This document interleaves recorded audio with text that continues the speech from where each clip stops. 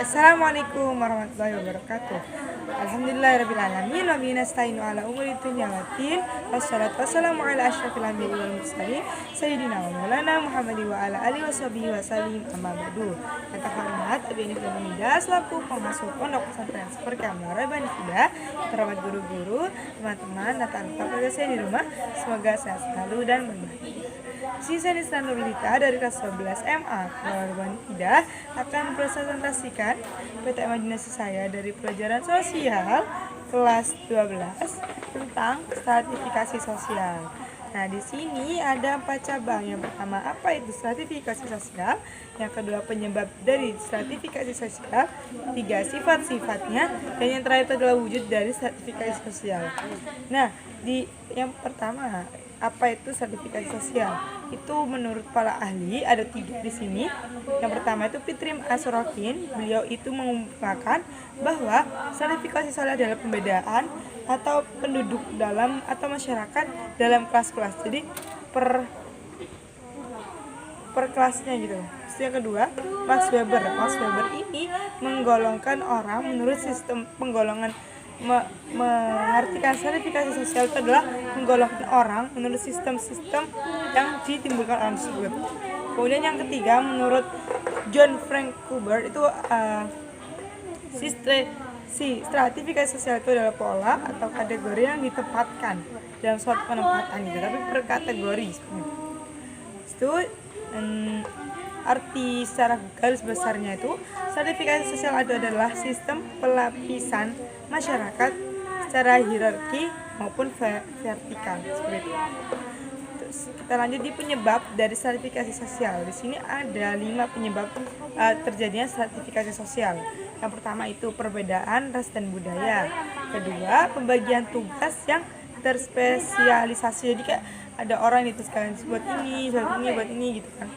Dikategorikan masing-masing. Yang ketiga, alokasi hak dan kekuasaan yang jarang dilakukan. Jadi hendaknya seorang punya kekuasaan atau itu hendaknya tuh dioper itu biar semuanya tuh merasakan seperti itu. Terus adanya sesuatu yang tidak dihargai. Terus yang terakhir itu distribusi hak istimewa tidak apa. Jadi setiap orang pasti kan ada hak dan kewajiban. Nah, seorang yang ada banyak yang haknya, orang itu tidak terpenuhi, tidak rata gitu ya. Terus sifat-sifat yang timbul, ada 3 sifat di stratifikasi sosial. Sifat terbuka, jadi yang pertama sifat terbuka ya, yang kedua sifat tertutup, dan yang ketiga sifat campuran.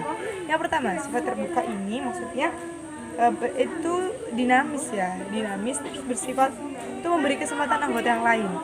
Itu terbukanya stratifikasi sosial. Terus ada yang tertutup, yang kedua itu sulit perpindahan individu ke atas. Maksudnya ketika individu itu dipandang di bagian bawah itu susah banget entar dia itu dimana, dia entar dia gini, itu yang tertutup. Kalau misalnya campuran itu membatasi kemungkinan strata penyamaan.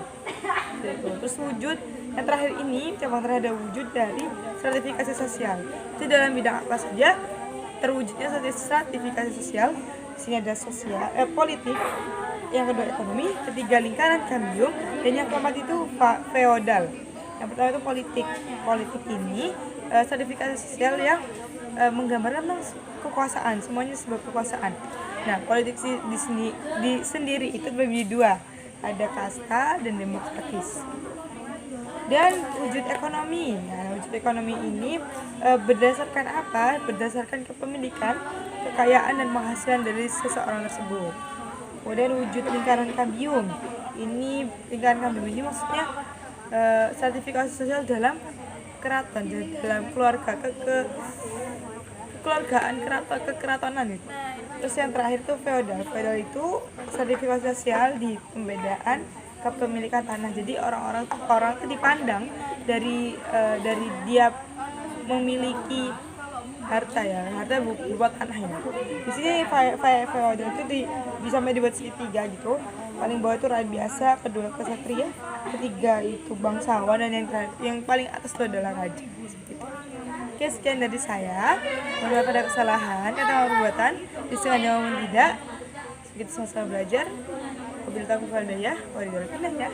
Wassalamualaikum warahmatullahi wabarakatuh.